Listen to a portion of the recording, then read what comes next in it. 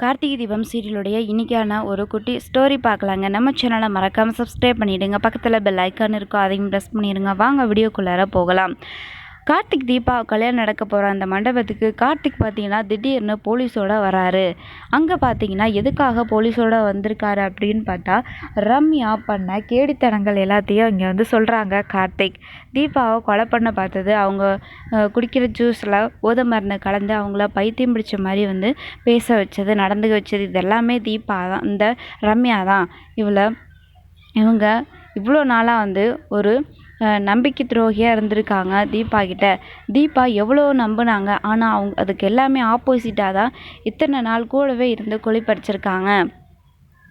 அதுக்கப்புறம் தெளிவாக சொல்ல ஆரம்பிக்கிறாங்க ரம்யா ஒவ்வொரு விஷயங்களையும். தீபா லைஃப்பில் நான் வந்ததுக்கப்புறம் கார்த்திகை எப்படி பார்த்தேன், மோதலில் தான் ஆரம்பிச்சது.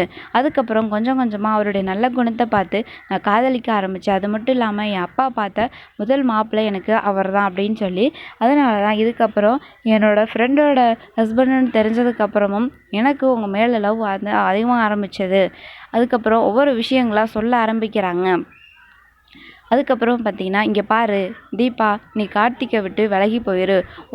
நீ வந்துட்டு அவருக்கு தகுதி இல்லாத ஒரு பொண்ணு. வசதியிலையும் சரி, அழகுலேயும் சரி, படிப்புலேயும் சரி, எல்லாத்துலேயுமே நான் தான் அவருக்கு கரெக்டான ஒரு பொண்ணு அப்படின்னு சொல்லி அவர் லைஃப்பை விட்டு போயிரு அப்படின்னு சொல்கிறாங்க நம்ம ரம்யா. என்னது, நான் போகணுமா அப்படின்னு சொல்லி ரம்யாவை அடிச்சிட்றாங்க. அவர் ஏன் புருஷன்டி, அவரை விட்டு நான் எதுக்குடி போகணும், நீ இப்போ வந்தவ, நான் அவரோட பொண்டாட்டி, என்ன போக சொல்கிறியா, எவ்வளோ தைரியம் உனக்கு, உன்னை என்னோட தோழியாக என்னோட பெஸ்ட் ஃப்ரெண்டாக நினச்சதுக்கு எனக்கு நல்லாவே செருப்படி கொடுத்துட்ட. இதுக்கு மேலே வந்துட்டு உன்னை ஃபஸ்ட் பார்த்தப்போ என்னோடய ஃப்ரெண்டை பார்த்துட்டேன் அப்படின்னு சொல்லி ரொம்ப சந்தோஷப்பட்டேன். இப்போ தான் எனக்கு தோணுது, எதுக்குடா உன்னை பார்த்தேன் அப்படின்னு தோணுது அப்படின்னு சொல்லிட்டு தீபா ரொம்ப எமோஷனலாக பேச ஆரம்பிக்கிறாங்க. அது மட்டும் இல்லை,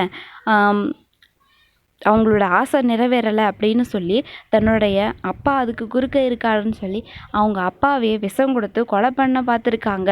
இப்போது அவங்க அப்பாவுக்கு ஒரு பிரச்சனையும் இல்லை, ஹாஸ்பிட்டலில் சேர்த்து அவங்கள உயிர் காப்பாற்றிட்டோம், இப்போது நல்லா இருக்கார் அவர் அப்படின்னு சொல்கிறாங்க.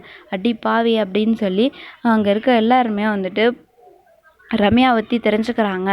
உடனே ரம்யாவை போலீஸ் அரெஸ்ட் பண்ணி கூட்டிகிட்டு போகிறாங்க. திரும்பி தீபாவை கார்த்திகை பார்த்துக்கிட்டே போகிறாங்க ரம்யா. ஸோ போயிட்டு இருக்கும்போது ஜீப்லேருந்து வாட்டர் பாட்டில் வேணும் அப்படின்னு சொல்லி கேட்குறாங்க. கடையில் பக்கத்தில் வாட்டர் பாட்டில் வாங்குறதுக்காக அந்த ஜீப்பை வந்து நிறுத்துகிறாங்க. உடனே வந்து அந்த லேடி கான்ஸ்டபிள் வந்து இறங்குறாங்க. அதுக்கப்புறம் இன்ஸ்பெக்டரும் இறங்கி போய் ஃபோன் பேசிக்கிட்டு இருக்காரு வெளியே. காரில் இருந்த அந்த டிரைவர் கான்ஸ்டபிளும் கீழே இறங்கி ஏர் செக் பண்ணிக்கிட்டு இருக்காரு காரில். அப்போது இதுதான் சான்ஸு, இப்போது தப்பிச்சாதான் அப்படின்னு சொல்லி தப்பிச்சு ஓட ஆரம்பிக்கிறாங்க ரம்யா.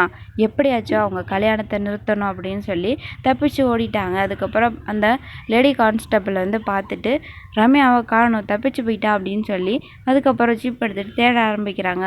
கண்டிப்பாக அந்த மண்டபத்துக்கு தான் போவாங்க.